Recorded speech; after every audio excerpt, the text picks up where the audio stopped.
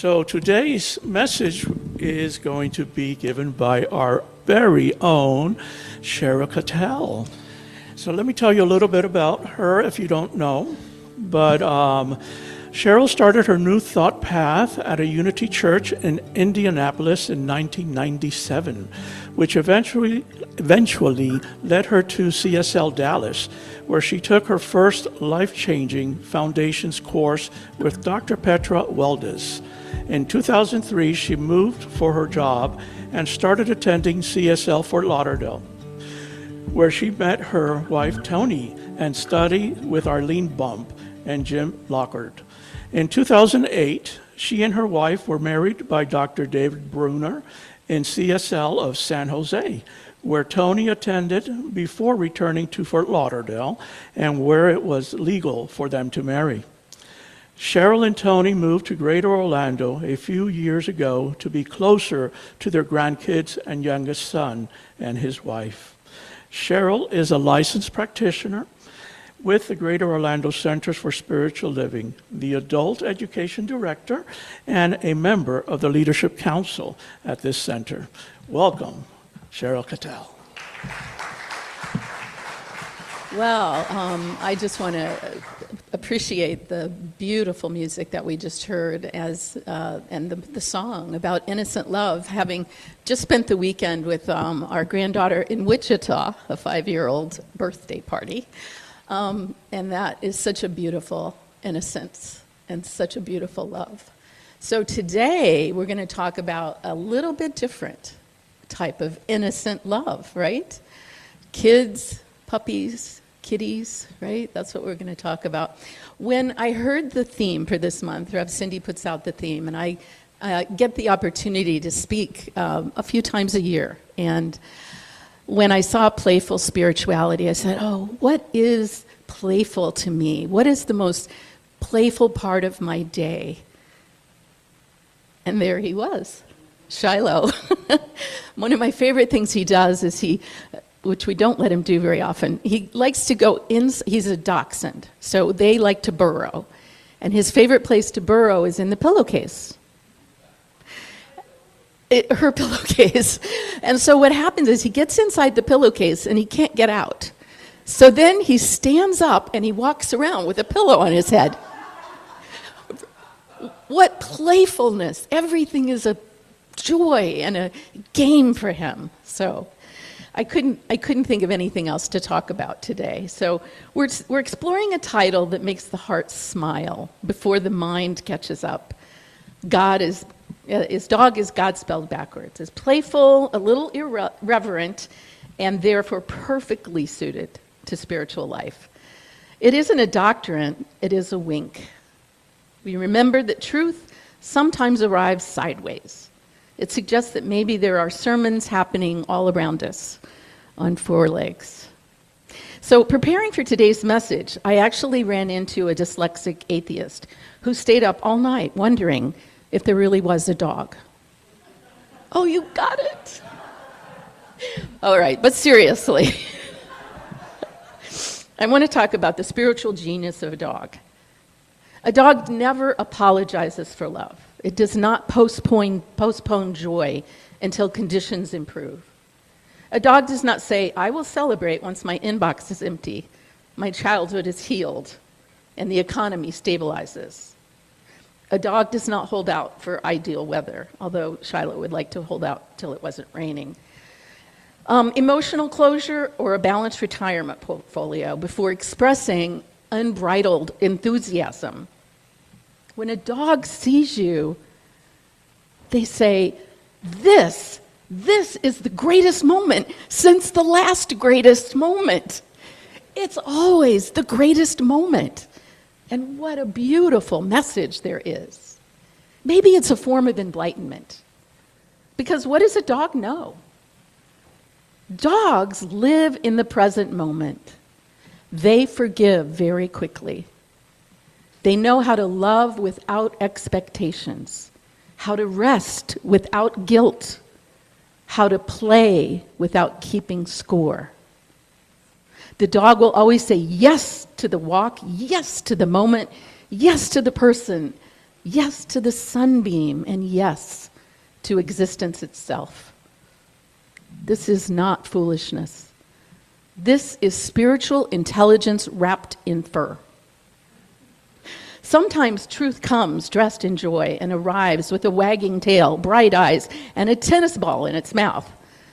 What if the sacred sometimes runs to meet us, tongue out, thrilled that we've simply arrived, and in our house so excited it pees itself? He's not embarrassed. He thinks it's great, right?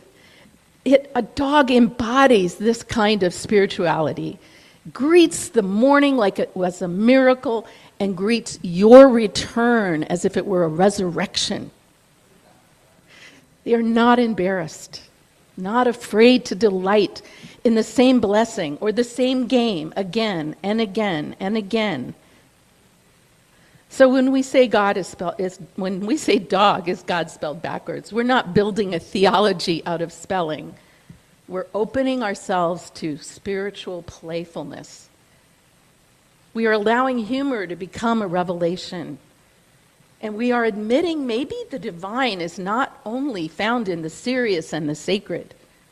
Maybe God shines through unaltering delight, loyalty, joy, and presence. That is why I think the image of fetch is so powerful. To us, fetch looks like a repetitive task. If you start throwing the ball, he'll never stop, right? I've heard that. People have warned me. To a dog, fetch is endless possibility and connection. Throw it again. Let's go again. I'm still here. I'm still ready. I'm still willing. I'm still delighted to join you in this moment. What if fetch is a spiritual lesson for us? A dog can spend endless hours playing fetch.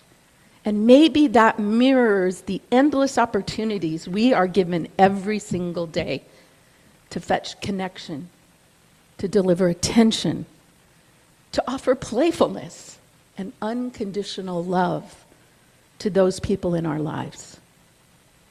Every day life throws us opportunities to fetch patience for someone who's struggling, to fetch compassion for someone who is lonely, to fetch a listening ear for someone who needs to be heard, to fetch a laugh into a room that has grown far too tense, to fetch tenderness where people have become guarded, and presence where distraction has taken over.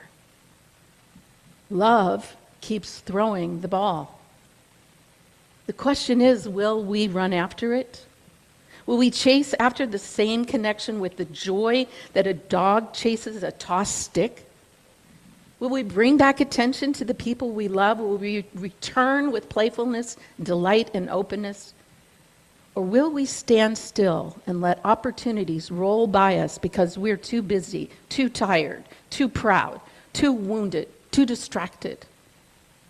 So many people are starving for attention and affection. Not performance, not advice. Don't give me any more information. Attention, real attention, eye contact, listening, shared laughter, undivided presence. And here comes the dog, the furry little spiritual master showing us what it means to say with one's whole being, I'm here, I'm with you, you matter to me. This is not shallow, this is holy. A dog reminds us that happiness is not found in controlling every outcome.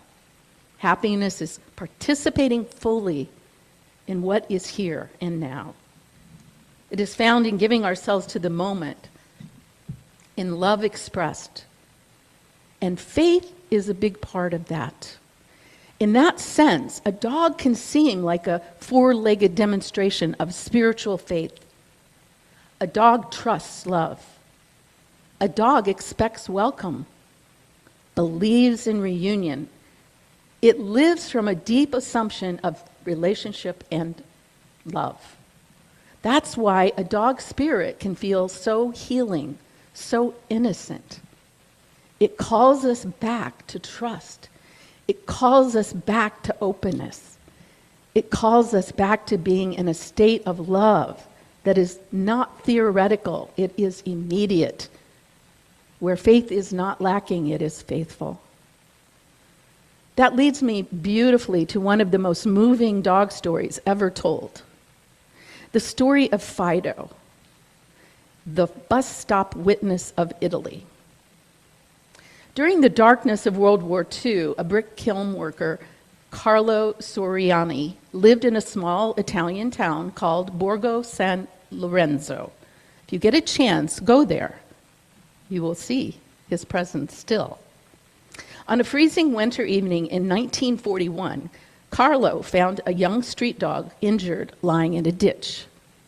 He carried the puppy home and nursed it back to health and named it Fido. Now, this is something I didn't know. Fido means faithful in Latin, full of faith. A beautiful routine developed. Every morning, Fido walked Carlo to the town square bus stop and watched him leave for work. And every afternoon at 5:30, Fido returned to the exact same stop, waiting to greet Carlo with absolute joy as he stepped off the bus. On December 30th, 1943, the town was severely bombed by the Allied forces, and the factory where Carlo worked was struck. He was killed instantly in the attack. But that evening, Fido stood at the bus stop as usual, but Carlo never stepped off. Fido returned home alone. And the next afternoon, he went right back to the bus stop. And for 14 years, 5,000 consecutive days, Fido walked to that bus stop every single evening, full of hope and faith, delivering love along the way. He stood by the door of the arriving bus, peering inside at the passengers, hoping his master would appear. Fido became a symbol of love, faith, and resilience across Italy, eventually receiving a gold medal from the town mayor in 1958.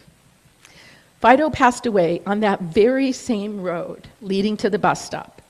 He was buried just outside the cemetery so he could finally rest beside Carlo. There's a sermon in that bus stop. He kept returning to the place of meeting. He kept honoring that bond. He kept embodying faithfulness, giving and receiving love with every step, and delighting an entire town along the way. He did not stop because the world had taken his best friend. He did not stop because the outcome had changed. He did not stop because someone wasn't able to convince him that waiting no longer was practical. He showed up because love had taught him faithfulness, and he could only be full of faith. And perhaps that is one of the highest forms of spirituality available to us, to become faithful people, to become people who know how to keep showing up for love. If we think about this story, maybe that is the exact model that human beings need. Because what does a dog full of faith do? It trusts, it welcomes, it returns, it forgives, it delights, it stays, it loves again. Dogs may not be good in metaphysics, but they are brilliant in embodiment. They don't analyze affection, they offer it, and they're filled with delight when it is returned. They do not hold committee meetings on the holiness of the present moment. They roll in it. Perhaps enlightenment is not always found on a mountaintop. Sometimes it could be on the front porch, a leash, an open field, a creature who, without pretense, are welcomed without performance. We are chosen without having to earn it. And maybe that is how Spirit loves us. At CSL, We teach that we give it, whatever we give attention to grows in our experience. And a dog teaches us to give attention to the present moment, to the walk in front of us, to the breeze, to the patch of sunlight on the floor, to the comfort of touch, to the blessing of now, to where is my treat. That is spiritual instruction. And that's maybe why being loved by a dog feels so pure, so innocent. For a few blessed moments, we are chosen. And maybe that is also how Spirit loves us. Not conditionally, not coldly, not from a distance, but warmly, immediately, faithfully. So yes, today we smile and say, dog is God spelled backwards, but beneath that smile is a sacred invitation. And maybe that is the reason that dogs touch us so deeply. They mirror a quality of the divine, unconditional love that many of us long for. The love of God does not say, come back when you improved. The love of God says, come as you are. I never stopped loving you. I would like to end my talk today with a short video that I think summarizes this idea beautifully. All right.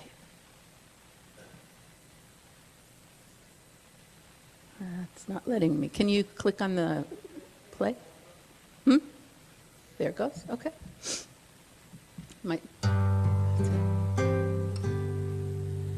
I look up and I see God. I look down and see my dog. Simple spelling G-O-D. Same word backwards D-O-G. They would stay with me all day.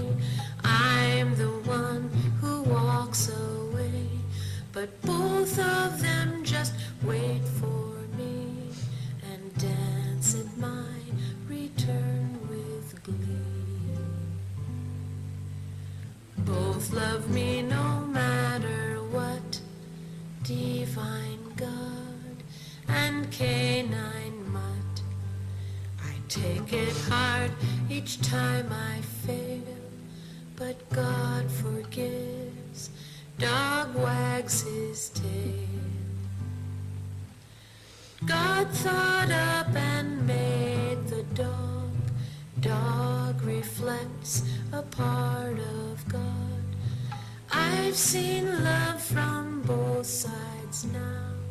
It's everywhere. Amen. Bow wow.